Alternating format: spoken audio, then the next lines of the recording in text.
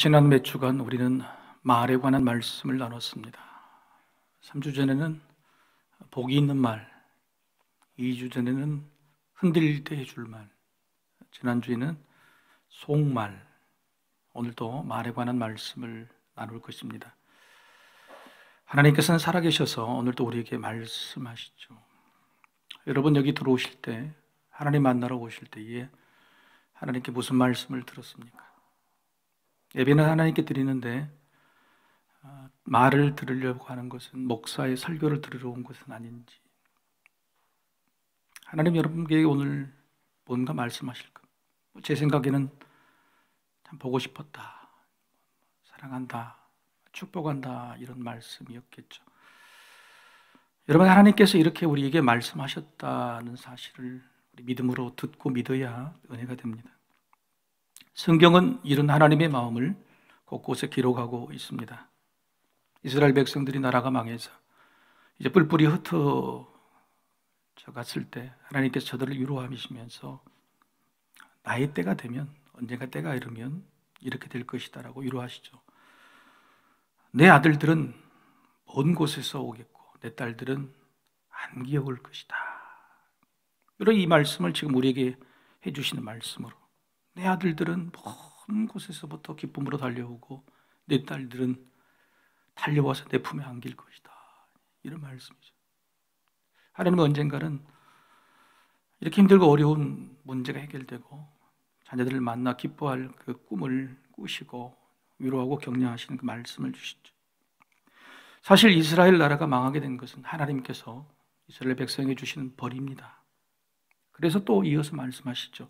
이사야 60장에 내가 노하여 너를 쳤으나 이제는 나의 은혜로 너를 불쌍히 여겼은즉 내 슬픔의 날이 끝날 것임이라. 때가 되면 나 여호와가 속히 이루리라. 아멘. 여러분, 방금 이 말씀이 코로나 이 슬픔의 시기를, 슬픔의 날을 겪고 있는 우리들에게 해주신 말씀 같이 안 들리십니까? 내가 노하여 너를 쳤다. 그러나 이제는 나의 은혜로 너희를 불쌍히 여겼은즉 내 슬픔의 날이 끝날 것이다.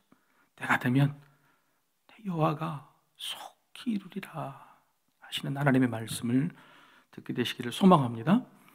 그런데 이스라엘 백성들은 이 말씀을 듣고 위로를 받지 못했어요. 어떻게 말씀만으로, 하나님이 벌을 주신 것인데 이런 위로의 말씀만으로 우리가 믿을 수 있겠느냐. 하나님께서 이스라엘 백성들에게 주시는 위로의 방법, 능력의 방법은 말씀이었지만 이스라엘 백성들은 말씀만으로 부족하다 이렇게 여겼던 겁니다. 그래서 결국 힘들었고 그들은 변했고 그들 인생이 불행했고 민족의 역사가 굉장히 아팠죠.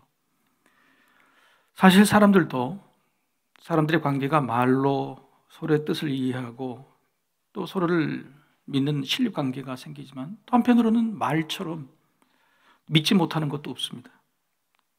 그래서 우리는 그렇게 말하죠. 말로는 뭘 못해? 말만 하지 마. 말로만 하지 말라고. 이게 무슨 뜻입니까? 증거를 보이라는 거죠. 증거를. 하나님, 말씀으로만 하지 마십시오. 우리에게 증거를 보여주십시오. 우리뿐만 아니라 믿음의 선진들, 모세도 기드온도 수많은 사람도 결국 증거를 요구했습니다. 하나님께서는 이런 사람들의 습성을 너무 잘 알고 계셨죠. 그런데도 계속해서 말씀으로 먼저 주십니다.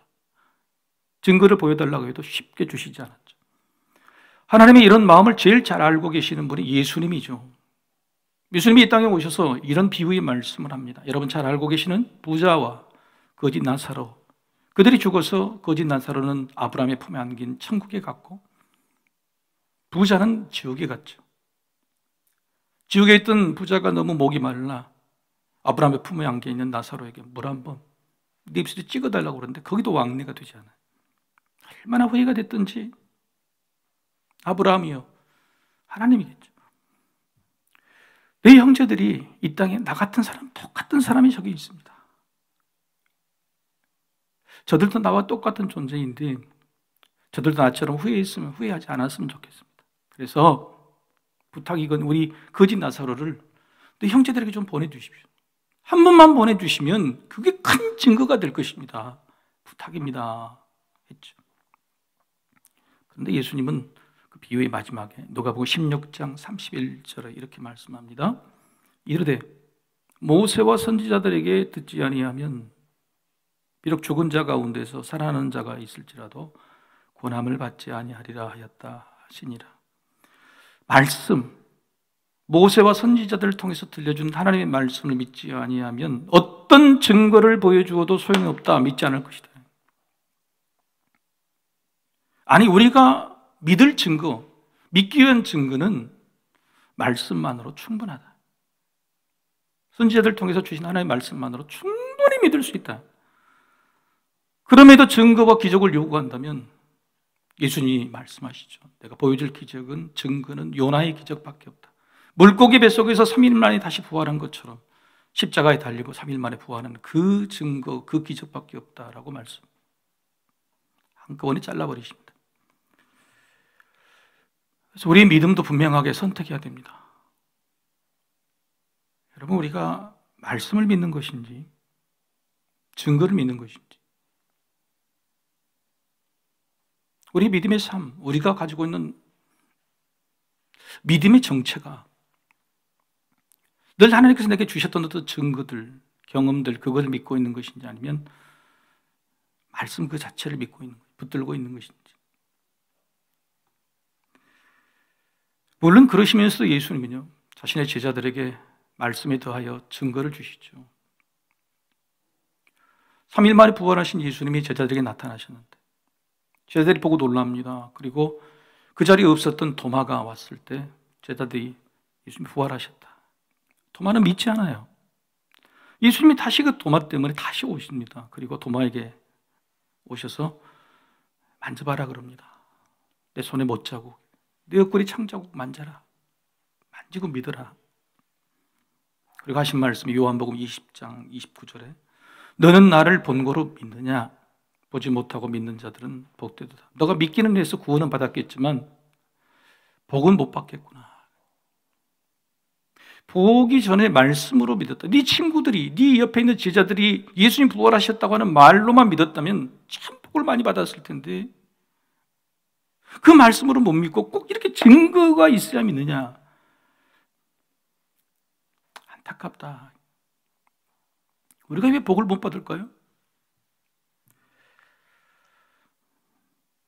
여러분이 도마에게 해주신 예수님의 말씀이 그저 의심 많은 제자들을 배리하는 것, 또 단순하게 말씀이 아니라 증거도 보여주시면 줄 것 다 주시면서도 뭔가 조금 아쉬워서 하시는 말씀, 주님의 이 사랑으로 도마에 무례하죠. 얼마나 무례합니까? 얼마나 무례해요. 부활하신 주님이 자기 동료들이 이야기했잖아요. 그리고 내가 부활할 거라고 수없이 이야기했죠. 그런데 나는 만지지 않고는, 보지 않고는 안 믿겠다.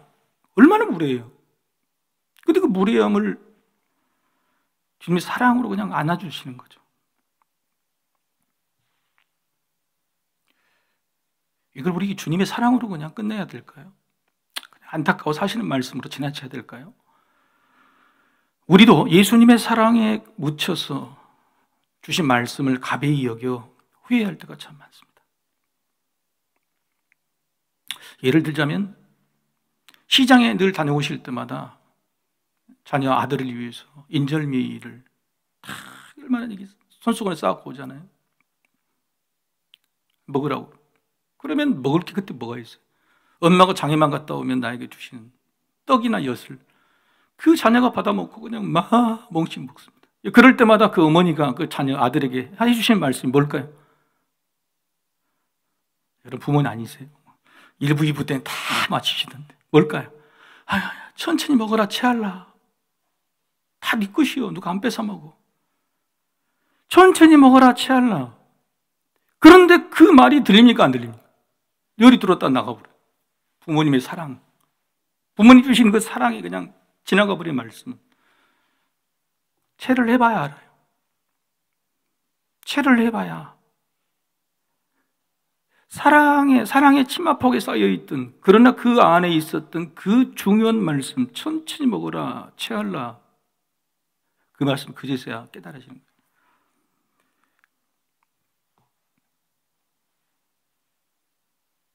예수님의 제자들도 이와 같았습니다. 예수님께서 제자들을 선택하시고 수많은 병자들을 고쳐주셨고 죽은 자도 살리신 기적을 보여줬다. 누가복음 기록하고 있죠. 그런데 그런 기적들을 제자들이 보게 하시면서 늘 그 마지막에 예수님 말씀하세요. 무슨 말씀을? 내 말을 귀담아 들으라. 내 말씀을 듣고 그 말씀을 듣고 믿어라. 그리고 하시는 말씀이 좋은 땅의 비유를 하시잖아요. 좋은 땅에 심은 씨앗의 비유. 그리고 어떻게 들을까 스스로 삼가라. 모든 기적들을 행하시면서 세상에 놀라운 일들을 행하시면서도 끝 마지막에는 귀 있는 자는 들을지어다. 너희가 들었으면 좋겠다. 들어서 믿음이 됐으면 좋겠다라고 말씀하셔요. 근데 제자들은 이 말씀을 가벼이 넘겼어요. 우리 인생 편네. 선생 잘 만나서 끝났네. 말씀을 들으라고 하는 저 말씀은 믿지 않는, 예수를 따르지 않는 저들이 들어야 되지. 우리는 이미 따르고 있잖아. 가벼이 여긴 것이죠. 그런데 제자들의 이런 믿음이 들통나는 상황이 오늘 본문인 거예요. 예수님께서 갑자기 갈릴리 호수인데 바다 건너로 배를 타고 넘어가자 하셨어요. 바다를 건너가는데 광풍이 불어요. 저도 갈릴리 호수를 딱 올라가는 언덕에 딱 가자마자 얼마나 바람이 세게 부는지, 그게 매일이 일상이에요. 카메라를 들고 서 있을 수 없을 정도로 바람이 불어요. 늘 이런 광풍이 부는 건데 이 표면, 수면 위에는 얼마나 무서웠겠어요. 배에 물이 차고 배가 뒤집히려고 합니다. 바로 제자들은 이런 상황에서 주무시고 계시는 예수님을 막 깨우는 거예요. 그리고 하는 말이 뭐예요? 주여, 주여, 이렇게 했어요. 오늘 우리 성구를 읽어주시는 홍진선 집사님 너무 내 마음에 들어. 여러분 아까 어떻게 읽던가요? 안 들었어, 안 들어. 다 여기로도 걸러들었단 말이에요. 이 짧은 본문이다. 아까 홍 집사님이 이렇게 읽었어요. 주여, 주여. 내가 너무 마음에 와닿더라. 주여, 주여. 간절한 마음. 그리고 나서 뭐냐면 우리가 죽겠나이다. 우리가 죽겠나이다. 그런데요, 여러분 이 상황이 마태복음, 마가복음, 누가복음 세 군데 공이 기록이 되어 있어요. 근데 마태와 오늘 본문의 누가는요, 자신들의 믿음이 너무 부끄러워서 조금 각색을 한 것 같아. 조금 좁게 표현한 것 같아. 그래서 주여, 주여, 우리가 죽겠나이다 이렇게 표현했는데, 복음서 중에 가장 먼저 써진 마가복음에서는 이렇게 표현합니다. 마가복음 4장 38절 하반절이죠. 선생님이여, 우리가 죽게 된 것을 돌보지 아니하시나이까. 주가 아니라 누구죠? 선생이 납비였어요. 여러분, 사람이 힘들고 어렵고 갑자기 당황스러울 때 본심이 드러나는 거예요. 조심하세요. 같이 사는 사람들 앞에 본심이 드러나면 안 되잖아요. 이렇게 죽게 된 순간에 그들이 믿고 있던 예수님은 주님이 아니고 선생님이었어요. 그리고 우리가 죽게 생겼다는 상황 보고가 아니라 왜 우리를 이렇게 죽게 만드십니까? 왜 우리를 구해주시지 않습니까? 원망인 거예요. 아무리 좋게 봐줘도 제자들의 어린 양입니다. 그동안의 예수님의 인기와 명성, 수많은 사람들의 자신들을 선택했다는 우월감, 사랑받음, 거기에 취해 있었어요. 그래서 예수님의 말씀으로 그렇게 들어라, 들어라, 들어서 너희 믿음이 되라고 하신 말씀, 믿음 키우기, 믿음 다지기는 하나도 하지 않았던 겁니다. 여러분의 자녀들이 부모 따라서 교회 와도 이렇게 되는 거예요.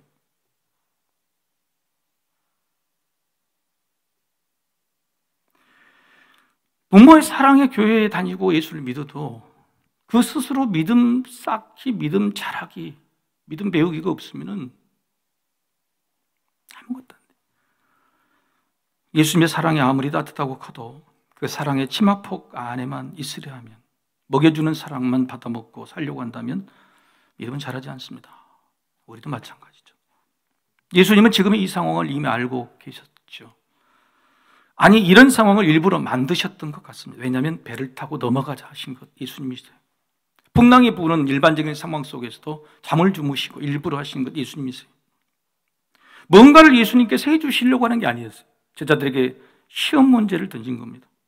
제자들이 스스로 헤쳐나가야 되는 상황을 만드시고 예수님은 빠져서 주무신 채 하고 제자들이 어떻게 하는가 보고 계시는 거죠.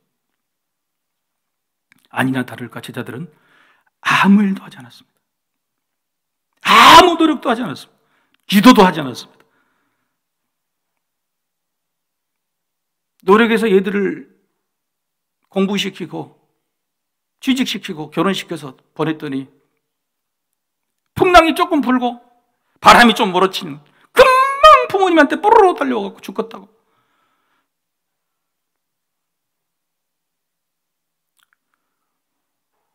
나를 왜 그렇게 키웠냐고, 왜 부모는 돈이 없냐고 원망하는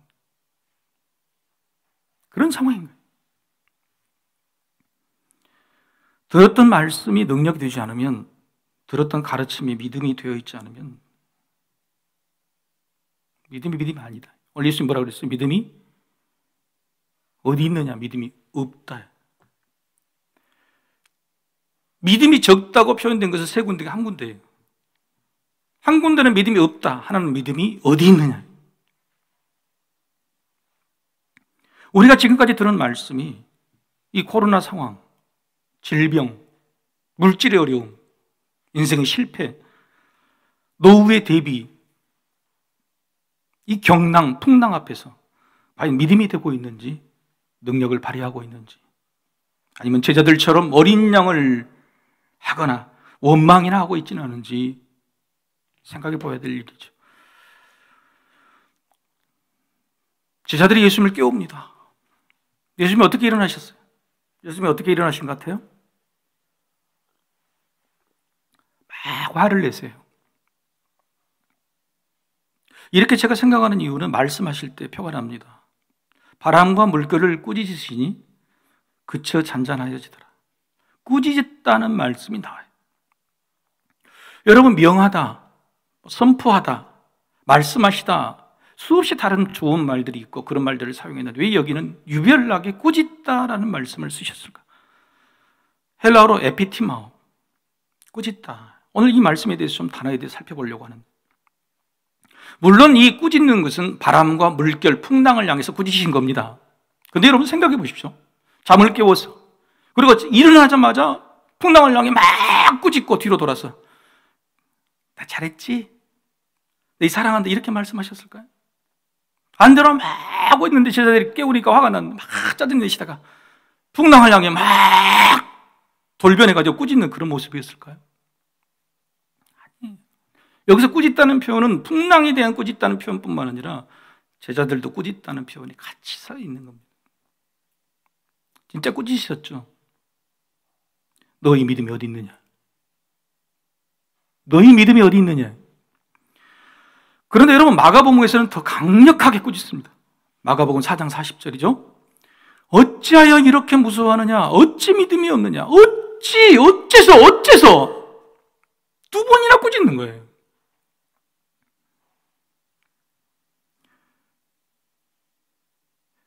예수님 화가 나신 게 맞습니다. 제자들에게 화가 나신 거죠. 예수님께서 만약에 우리에게 듣기 좋은 복의 말씀이 아니라 꾸짖는 말씀을 하시면 여러분 어떻게 받으실까요?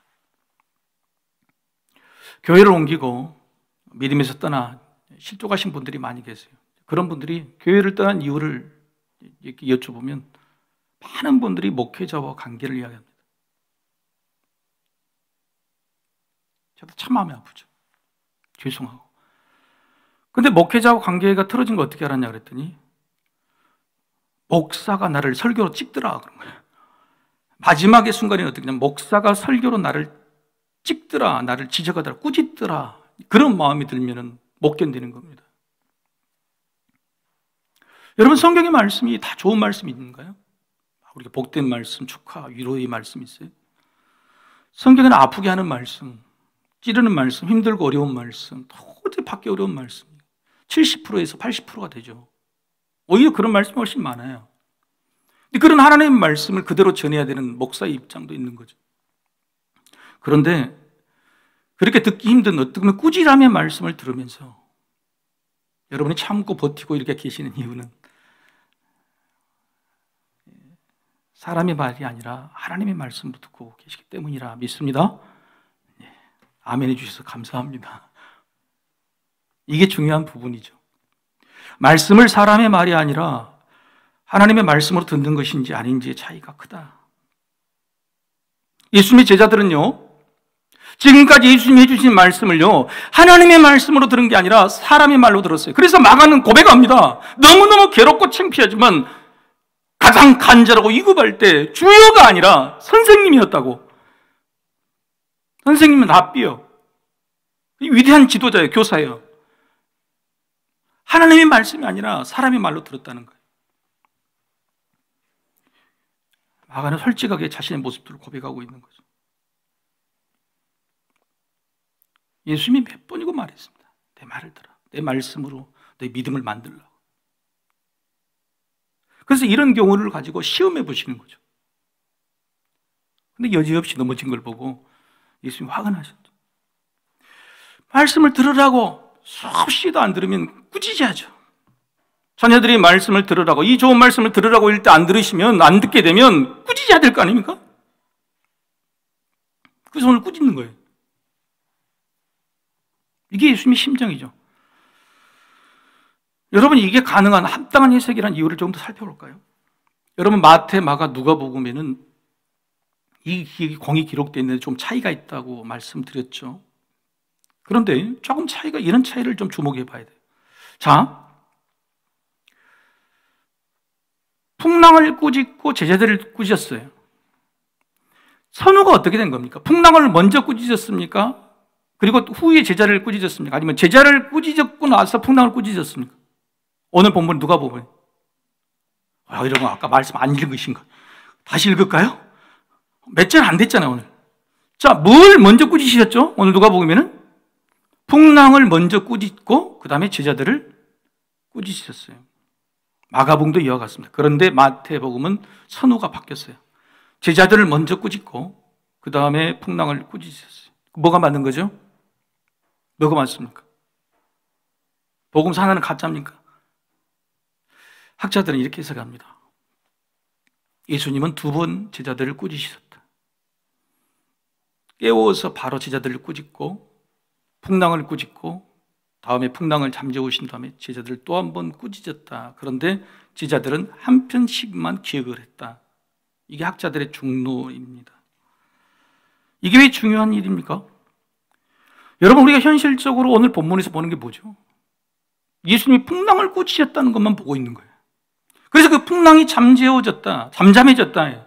예수님이 이런 능력자다, 하나님 아들이라는 것만 주목하고 있어요. 우리도 그렇죠. 제자들도 그렇고. 그런데 예수님은 먼저 꾸짖으라는 말씀을 주시고 다시 기적을 행하여 이 문제를 해결하시고 또 다시 꾸짖으라는 말씀을 주셨다 그러면 과연 뭐가 중요한 거죠? 예수님 입장에서 뭐가 중요한 거예요? 풍랑을 꾸짖는 거, 꾸짖어서 잠잠한 게 중요한 거예요? 아니면 제자들을 향해 꾸짖음이 더 중요한 거예요? 그렇죠. 제자들을 향해 꾸짖음, 그 꾸짖음이 훨씬 중요한 겁니다. 이게 예수님의 간절한 심령이에요.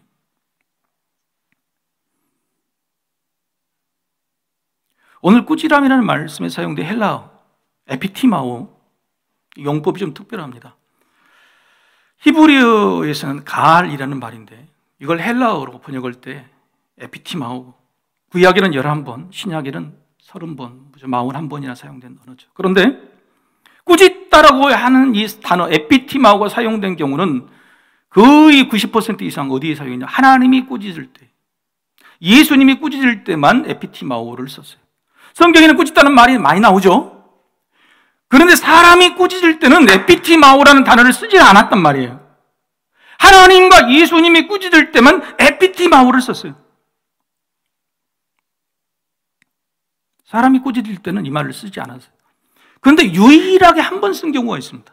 유일하게 사람이 꾸짖을 때 에피티마오를 썼어요. 그게 어떤 경우냐면 예수님이 십자가에 달려 계십니다. 양쪽에 강도들이 똑같이 달려있죠. 한편 강도가 예수님을 향해 비난합니다. 네가 하나님의 아들이거든 스스로 너를 구원하고 내려오라. 우리를 구원해봐라고. 그랬더니 다른 편 강도가 그 강도에게 이렇게 말하죠. 누가복음 23장 40절. 하나는 그 사람을 꾸짖어 이르되 네가 동일한 정죄를 받고서도 하나님을 두려워하지 아니하느냐. 이럴 때에 이 유일하게 꾸짖어 이르되 에피티마오를 썼어요. 이게 무슨 말입니까? 에피티마오라는 말을, 꾸짖다는 말을 쓰려면 하나님이 쓰시는 거예요. 예수님이 쓰시는 거예요. 근데 사람이 쓸 경우는 딱 한 번이라는 거예요. 이럴 때만 써라. 나도 강도고 너도 강도. 목사가 꾸짖는 말씀을 어쩔 수 없이 전할 때 어떤 마음으로 전해야 되냐? 너희들도 강도고 나도 강도다. 나도 죄인이고 너희들도 죄인이다. 목회자의 설교가 꾸짖는 설교라 그러면 그런 마음을 하는 거예요.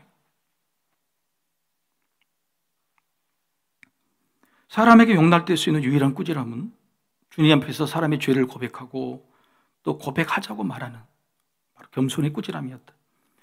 주님은 사람의 꾸지람을 저렇게 싫어하셨습니다. 제자들이요, 예수님께 다가오는 어린아이들을 꾸짖어요. 다가오지 마라. 그런데 예수님이 제자들을 굉장히 뭐라고 하세요? 저들이 천국에 가진 사람이다. 바리새인들이 예수님께 나와서 예수님이 당신 제자들을 좀 꾸짖어 주십시오. 안식일에 하지 않아야 될 일을 합니다. 그럴 때도 그 바리새인과 예수님은 정면 대결을 벌이죠. 다른 때와 달리 이럴 때 적극적으로 제자들을 옹호해요. 사람이 사람을 꾸짖어? 그건 하나님이 하실 일이고 하나님의 아들인 내가 할 일이야. 자, 무슨 말씀입니까? 성경에 나오는 모든 꾸짖는다, 에피티마오라는 쓴 것은 전부 하나님의 꾸지람이고 예수님의 꾸지람이라면, 그게 하나님의 말씀이라면 우리가 귀담아 들어야 하지 않겠습니까? 오늘 이 본문에 파도를 향해 꾸짖는 것이 아니라 제자들을 향해 꾸짖는 그 말씀이 우리에게 들려야 되지 않겠습니까? 여러분, 기적을 원하십니까? 여러분의 인생의 풍랑이 잠재워지기를 원하십니까? 그렇다면 풍랑이라는 기적을 일으키기 전에 여러분을 꾸짖는 그 말씀을 들으셔야 돼요. 그리고 여러분이 풍랑이 잠재워지고 기적이 일어나고 감사가 일어난 그 다음에 앞으로는 그러지 말라고 하시는 꾸지람의 말씀을 또 겸손으로 들어야 되는 거예요. 코로나를 꾸짖어 주십시오. 그렇게 기도하는 것이 아니라 그 전에 이미 우리에게 주셨던 꾸지람의 말씀을 다시 한번 새겨 들어야 되고, 코로나를 잠재워 주신 다음에 우리에게 다시는 그러지 말라고 하시는 그 말씀을 또 겸손한 마음으로 귀담아 들어야 돼요. 예수님은 제자들이 두려워해서 꾸짖으셨죠. 왜 두려워하느냐? 믿음이 없다는 것은 두려워하는 거예요. 왜 두려워하지 않아야 됩니까? 예수님이 함께 계시잖아요. 제자들과 배 위에서. 두려워하지 않을 방법은 예수님이 계신다, 예수님이 나를 구원해 주신다는 그들 믿는 방법 외에는 없어요. 그런데 여러분, 우리는 지금 우리 옆에 예수님이 계십니까? 여러분이 지금 타고 가는 그 배, 풍랑을 맞은 배 위에 예수님이 지금 함께 계십니까? 안 계시잖아요. 예수님은 저 하늘에 계시잖아요. 하나님의 우편에 앉아 계시잖아요. 그럼 우리는 뭘 믿어야 되죠? 뭘 믿고 두려워하지 않아야 됩니까? 여러분, 예수님이요, 우리 곁에 영원토록 함께 계셔야 될 필요성이 있다면 천국에 올라가지 않으셨을 겁니다. 지금도 우리 곁에 머물고 계셨을 거예요. 근데 예수님이 40일 만에 올라가신 이유는 뭐냐면, 예수님이 올라가셔도 우리가 믿을 만한 충분한 것들이 있기 때문에, 충분히 믿을 수 있는 것들이 있기 때문에 첫 번째로 보내주신 것이 성령님이시잖아요. 성령님이 있으니, 성령이 영원히 너희와 함께 하시니 걱정 없다, 믿을 수 있다는 거예요. 그리고 성령이 오셔서 하시는 것이 뭡니까? 예수님이 하신 말씀을 다시 생각나게 해주는 거예요. 성령님이 계셔서 우리는 이길 수 있는 거, 믿을 수 있는 것이고, 성령님이 하나님의 말씀, 예수님의 말씀을 깨닫고 네 믿음이 되도록 해주시기 때문에 우리는 두려워하지 않을 수 있다. 이 말은 내가 떠나도 말씀이 너희 곁에 있으니 충분해. 말씀이 너희 곁에 있으니 너희는 두려워할 이유가 없어 라고 하시는 겁니다.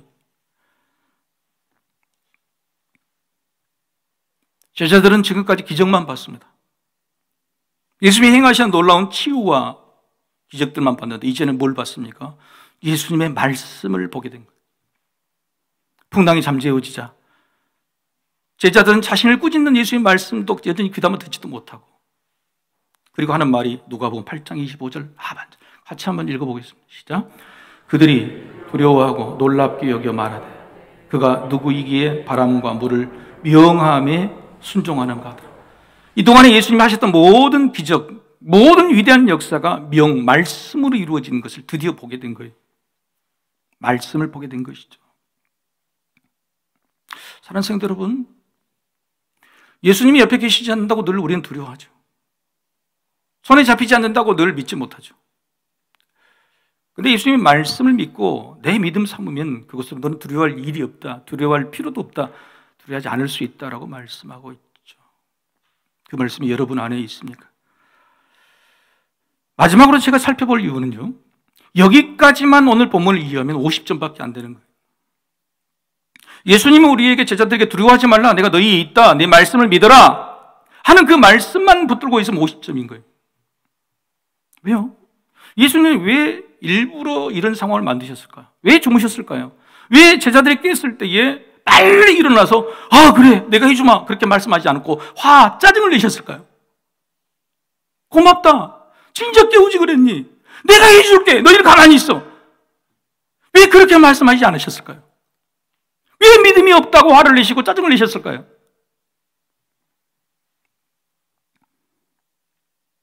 여러분, 선포기도가 아십니까? 선포기도.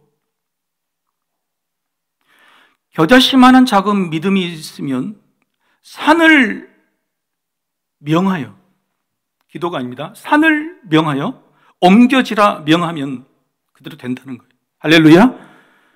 이게 무슨 말씀입니까? 작은 믿음을 가지고 선포, 명하면 이루어진다는 겁니다.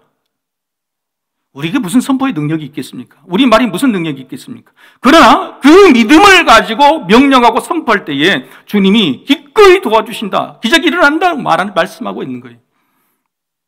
이게 선포기도예요. 주님이 제자들에게 원하신 것은 그거였어요. 두려워하지 않는 게 중요한 게 아니었어요. 내가 잠을 잘 테니 너희가 한번 해보라는 거예요. 겨자씨만한 믿음, 이만한 믿음이 있어도 너희가 그 풍랑을 향해서 명령해보라는 겁니다.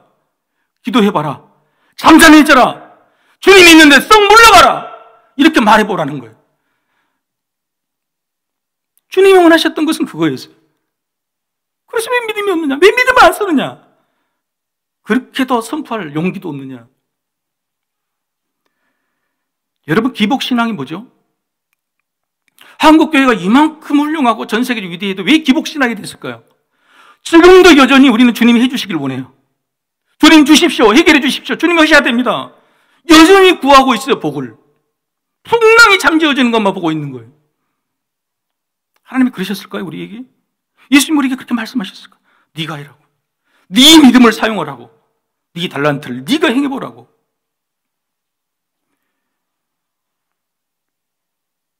기복신앙과 정통신앙의 차이는요, 백지 한 장 차이예요. 미신을 믿고 주술을 믿는, 우상을 섬기는 그것이 기복신앙이 아닌 거예요. 우리에게는 그 믿음이 있는데 그 믿음을 사용할 생각을 하지 아니하고 여전히 주님을 깨우는 거예요. 여전히 주님이 해달라고 주님의 침 앞으로 들어가는 거예요. 네 믿음대로 될지어다. 네 믿음이 너를 구원했다. 네 믿음을 사용하라고 말씀하셨다. 예수님은 제자들의 믿음으로 직접 풍랑을 꾸짖기를 원하셨을 겁니다.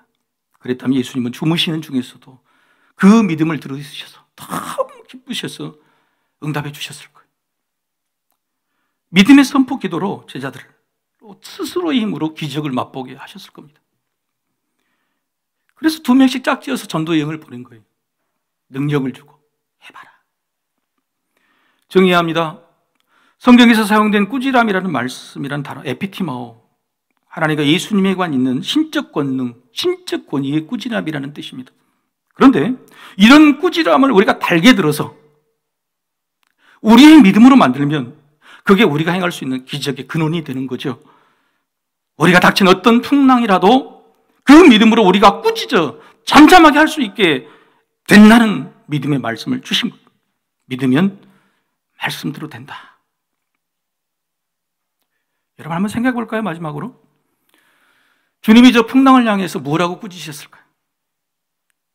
저 풍랑을 향해서 뭐라고 꾸짖으셨을까요? 그 꾸짖음을 주님은 우리가 하기를 원했던 거죠. 그러면 생각해 봐야 돼요. 주님이라면, 오늘 원사님의 기도처럼 주님이라면 이때 어떻게 꾸짖으셨을까? 그걸 내가 해야 되니까. 여러분 어떻게 꾸짖으셨을까요? 잠잠할지어다. 사라질지어다. 고쳐질지어다. 물러갈지어다. 우리는 주의 이름으로 외친, 주의 이름으로 사라질지어다. 이런 선포 기도를 통해서 주님이 우리가 스스로 행할 수 있다는 그 기적의 주인공이 여러분이 되시기를 주의 이름으로 축복합니다. 우리 다 같이 일어나셔서 우리 하나님을 찬양하겠습니다.